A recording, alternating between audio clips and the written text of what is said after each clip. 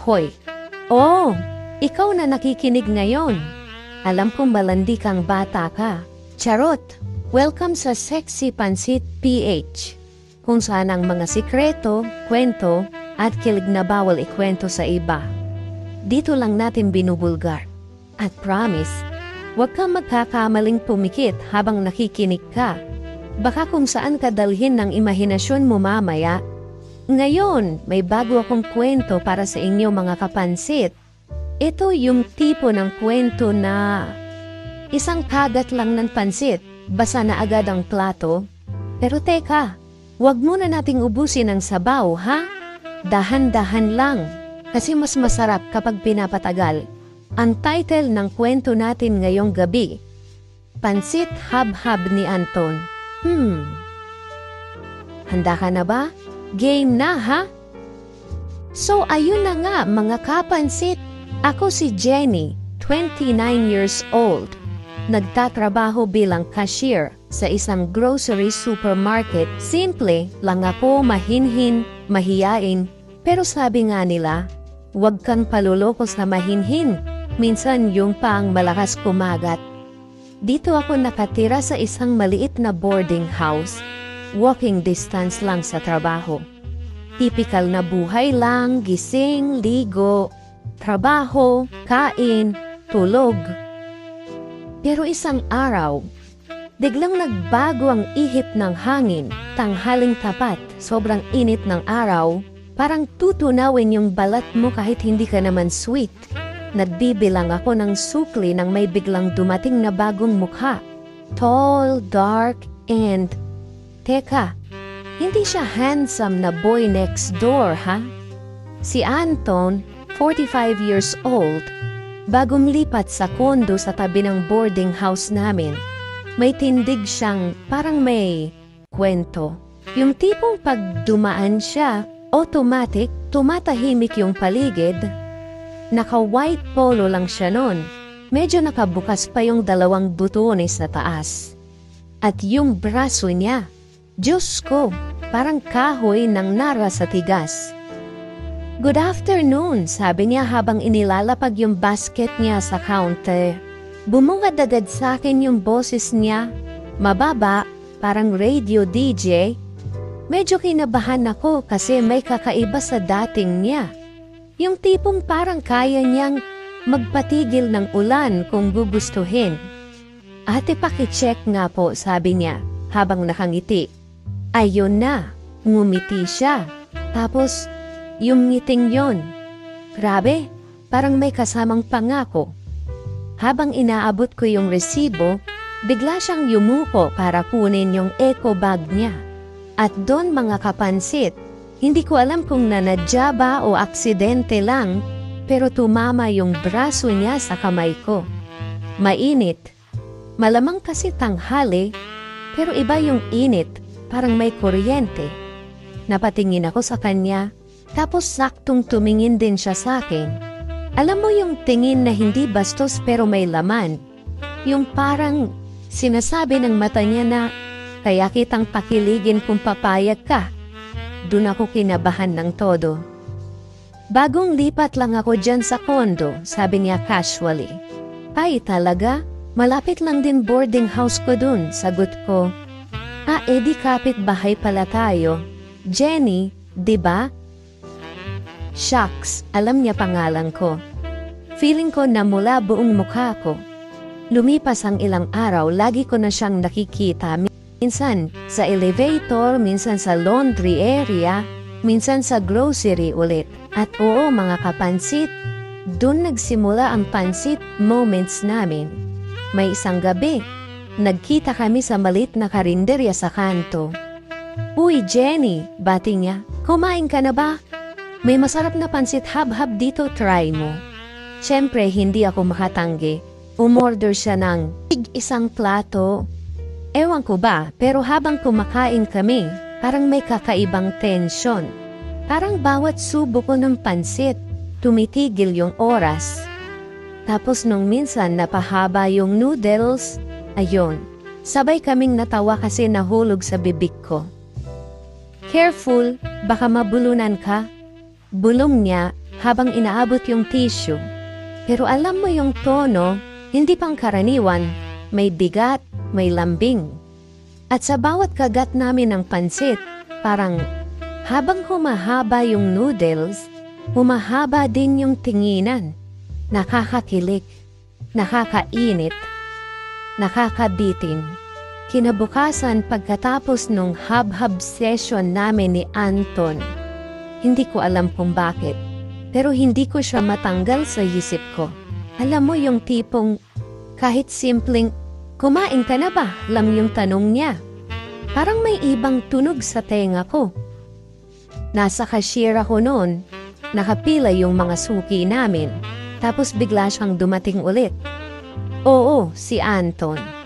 Nakasuot siya ngayon ng plain gray shirt, tapos nakatupi yung manggas. Parang gusto lang niyang ipakita na may braso siya. Huwag kayong judgmental ha, pero napatingin talaga ako. Hindi ko naman ginusto. Ate Jenny, sabi niya, habang nakangiti at nakatukod yung siko sa counter. Bukas ka ba ng gabi? Namiss ko kasi yung hab-hab nating kagabi. Mga kapansit, hindi ko alam kung siya lang ba may double meaning o ako lang talaga tong malisyosa. Pero nung sinabi niya yon, parang iba yung dating sakin. Parang hindi lang pansit ang gusto niyang hab-habing, kaso ayun na nga.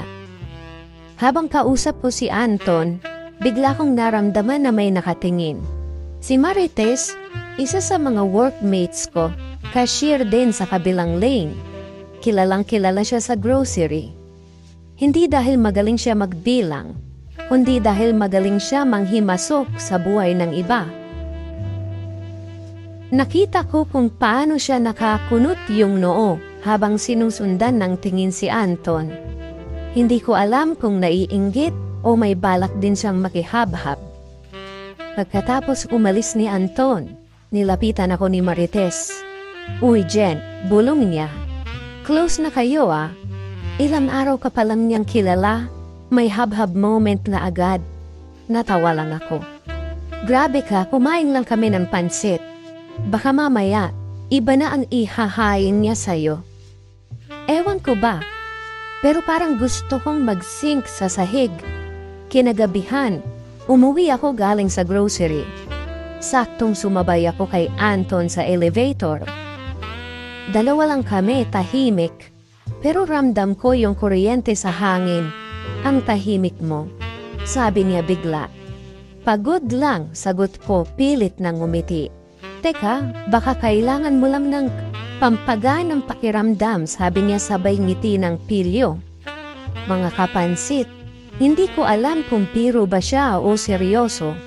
Pero parang gusto ko nang bumaba sa susunod na floor, kahit hindi ko pa bahay. Kaso biglang tumigil yung elevator sa pagitan ng 7th at 8th floor. Brown out.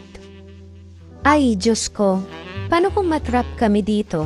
Maya-maya, may emergency lights naman na umilaw, pero mas lalong lumapit si Anton kasi maskip yung space.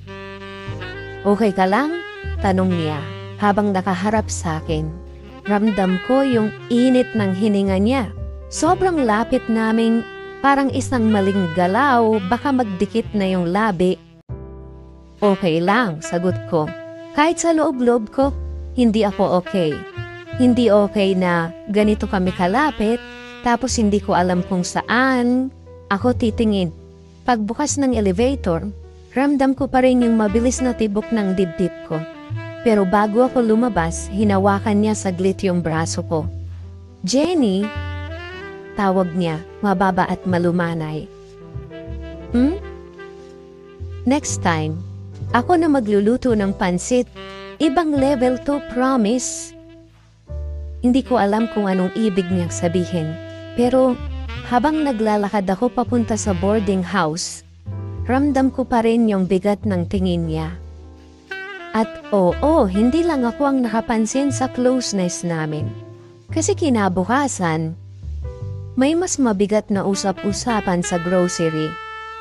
Pagpasok ko sa trabaho, damang-dama ko yung kakaibang tingin ng mga kasama ko. Tahimik sila, pero parang may sinasabi yung mga mata nila. Si Marites mas lalong maingay. Ay, ayan na ang favorite ni Sir Anton! Sigaw niya. Halatang pinariringgan ako. Hindi ako makapalag, pero syempre, pilit akong ngumiti. Kaso habang lumilipas ang araw, mas lalo akong kinabahan. Bakit ganun? Parang hindi na lang simpleng kilig ang mangyayari dito. Parang may paparating na bagyo. Mga kapansit, aminado ako. Pag uwi ko nung gabing yon, hindi ko mapigilan yung sarili kong hindi isipin si Anton. Nakaupo lang ako sa kama, nakasandal sa malamig na pader. Pero sa loob-loob ko, para akong nilalagnat, tahimik ang buong boarding house. Naririnig ko lang yung mahinang ugong ng electric fan, pero ang utak ko ang ingay. Paulit-ulit pumapasok sa isip ko yung titig niya sa elevator kanina. Yung tipong mata niya pa lang parang kaya kang balatan ng kaluluwa. Napapikit ako huminga ng malalim at habang nakahiga, ramdam ko kung gaano kabigat yung init sa dibdib ko. Para bang may sariling utak yung katawan ko, hinihila ako ng imahinasyon ko papunta sa kanya. At doon ko naisip, paano kaya kung ako yung tinuruan ni Anton kung paano dapat humawak ng pansit, yung hindi ka mabubulunan pero siguradong mababasa ang plato. Mga kapansit, hindi ko na rin napigilan. Habang nakahiga ako, inaplos ko yung sarili kong braso. Paikot-ikot lang, parang sinusubukan pong pakalmahin yung init sa loob ko. Pero habang tumatagal, parang lalo lang siyang lumalakas. Para bang may kuryente sa dulo ng daliri ko habang gumuguhit sa balat ko. Pababa, dahan-dahan, hanggang maramdaman ko yung lambot ng kumot sa ilalim ko. At sa bawat hagod, mas lumalalim yung buntong hininga ko. Hindi ko sasabihin kung saan napunta yung kamay ko, mga kapansit. Pero siguro, sapat nang sabihin na, kung may bagyo sa labas, baka mas malakas pa yung alon sa loob ng kama ko. At oo, bago ko namalayan, basa na yung unang ko sa pawis, sa init. At sa kung ano pa. Kinabukasan, paglabas ko ng boarding house, sakto namang bumaba si Anton mula sa kondo. Naka-shorts lang siya, plain white t-shirt, hawak yung susi ng kotse. Hindi ko alam kung ako lang ba to, pero parang masikip yata yung suot niya ngayon. Mga kapansit, hindi ko alam kung alin ang mas nakakapansin. Yung bilog ng biceps niya o yung halatang bakat sa shorts niya. Parang gusto kong umiwas ng tingin pero hindi kaya ng leeg ko. At parang alam din niya, kasi nahuli niya akong nakatingin. Ngumiti siya, yung tipong parang nananadya. "Jenny," sabi niya, mababa at buo yung boses. "May time ka ba mamaya? May ipapakita ako sa'yo." Siyempre, nagkunwari akong chill. "Ano naman yon?" tanong ko. "Is secret. Pero sigurado akong magugustuhan mo," sagot niya sabay kindat. Diyos ko, bakit parang mas mainit pa sa labas kaysa sa araw? Nagkita kami sa pondo niya. Una pa lang, ramdam ko na agad yung kakaibang amoy ng room. Parang kahalo ng bagong laba at pabango ng isang taong alam mo kung paano mag-alaga ng sarili. Tahimik kami pareho. Walang nagsasalita. Pero ang dami ng sinasabi ng katawan namin. Tumayo siya malapit sa likod ko. At ramdam ko yung init ng hininga niya sa batok ko. "Jenny," bulong niya.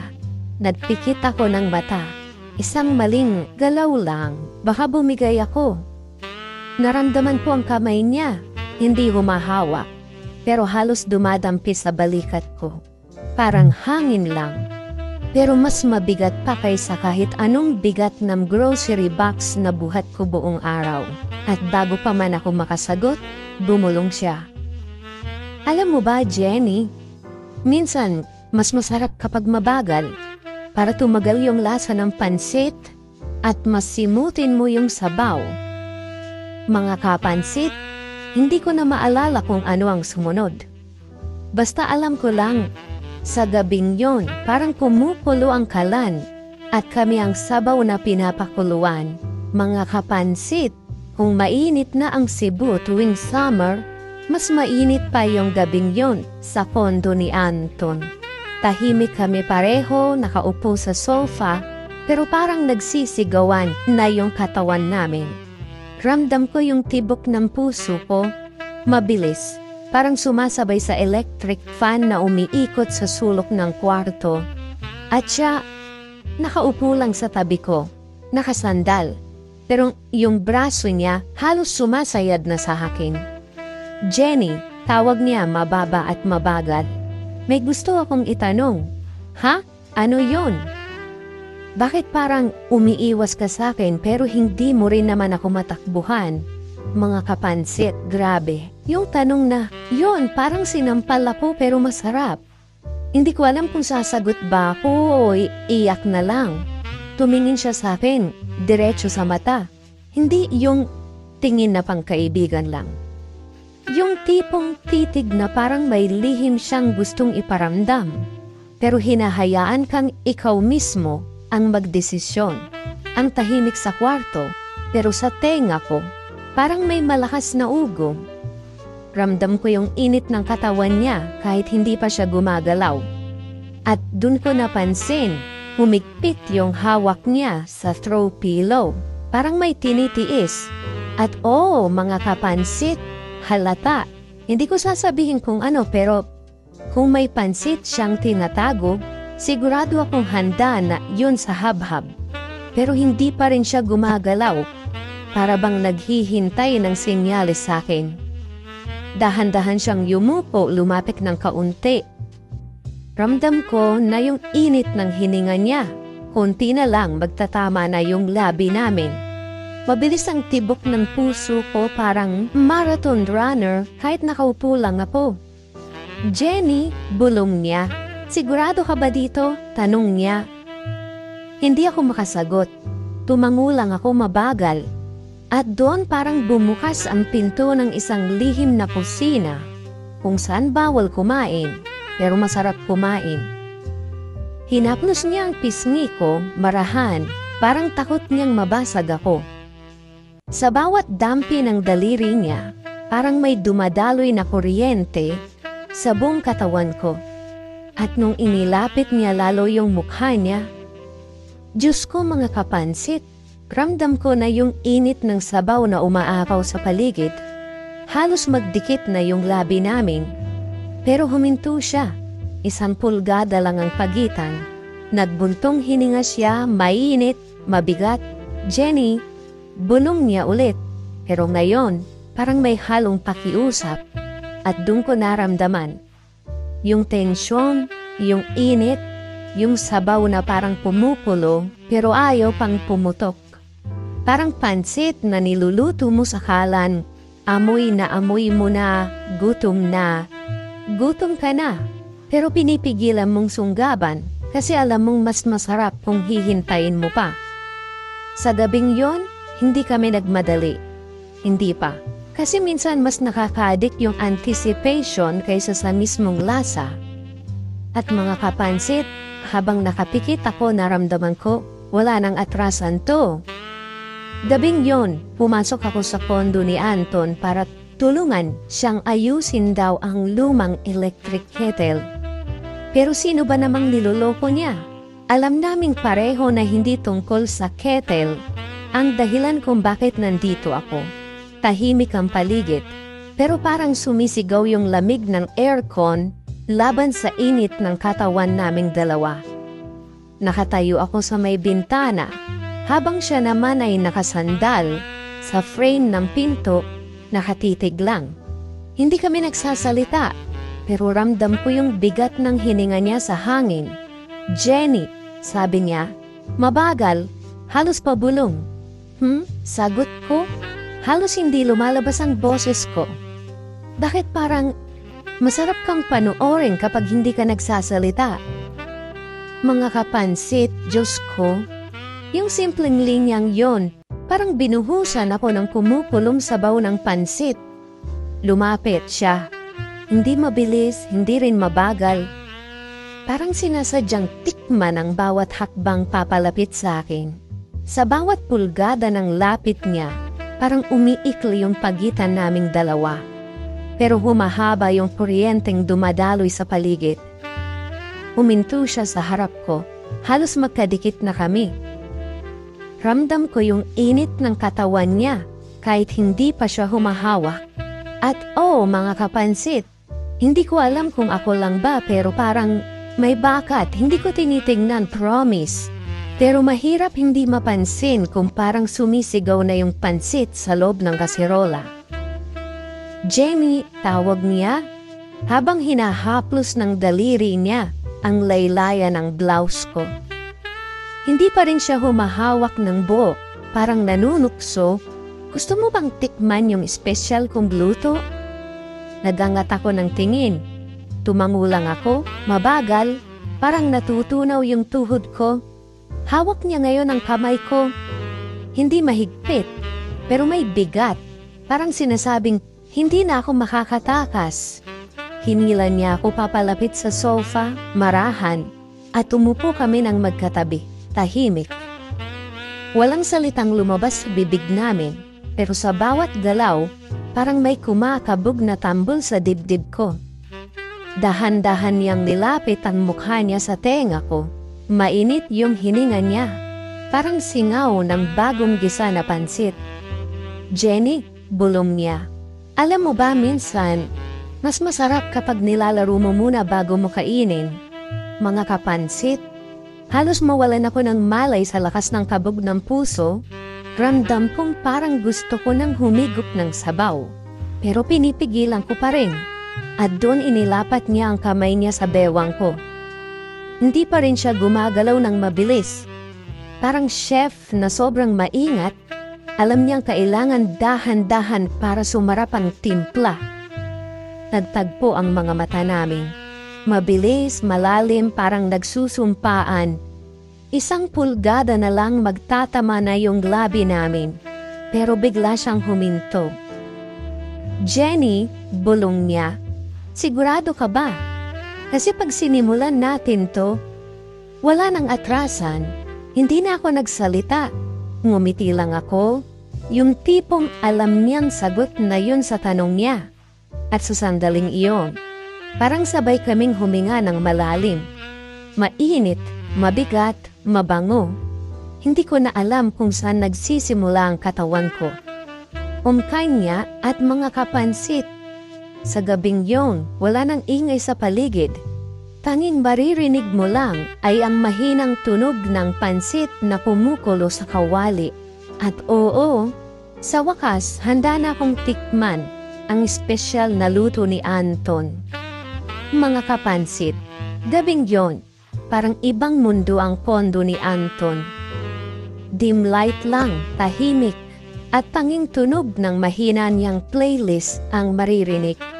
Pero sa pagitan naming dalawa, parang may sariling tugtog ang puso namin. Nakaupo ako sa gilid ng kama, nakatingin sa sahig, habang siya naman ay nasa harap ko, nakasandal sa kabinet, nakatupi ang braso, at yung tingin niya, Diyos ko, parang chef na nag-aabang kung luto na yung pansit. Jenny, sabi niya, mababa. Sigurado ka ba dito? Kasi pag sinimulan natin, wala nang balikang half-cooked.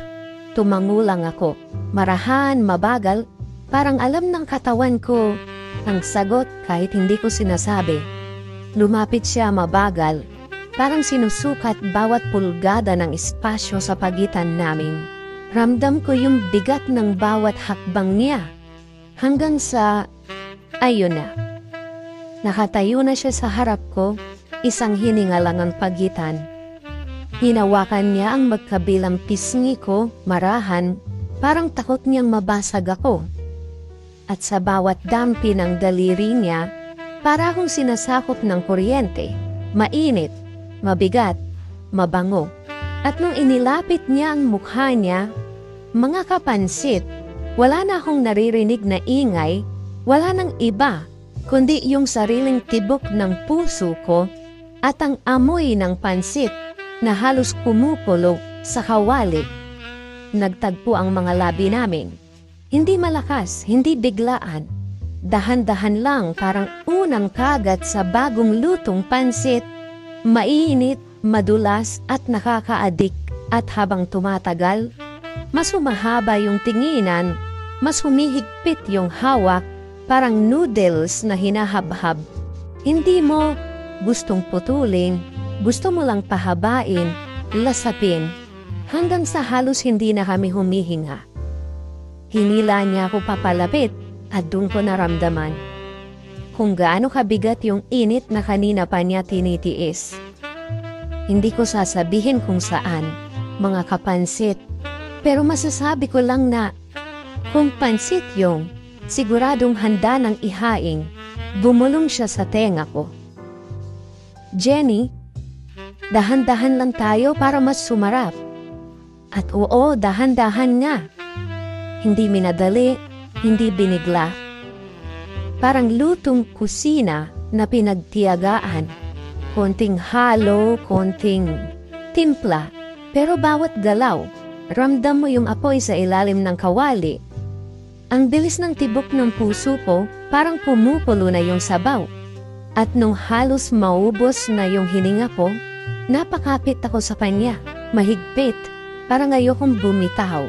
Sa gabing yon, parang sumabog ang lasa ng lahat ng espesyal na sahog. Walang salita, walang ingay, kundi buntong hininga at tunog ng dalawang taong ayaw nang magpigil. Ilang minuto lang siguro yon, pero para sa akin, parang walang katapusan. Pagkatapos nakasandal ako sa balikat niya, hinihingal, habang siya naman nakayakap, parang ayaw akong pakawalan.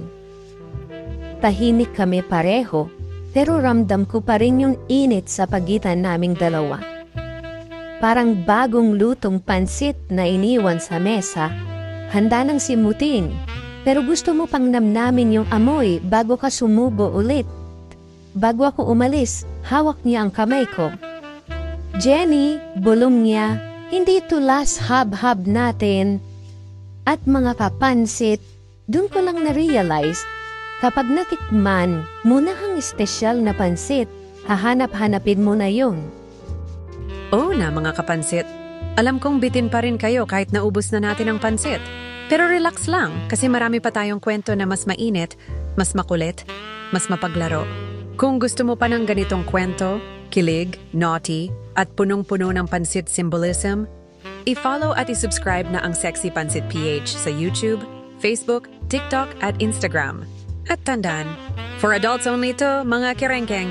Mapagabi man o umaga, handa ka na ba sa susunod na higop ng sabaw?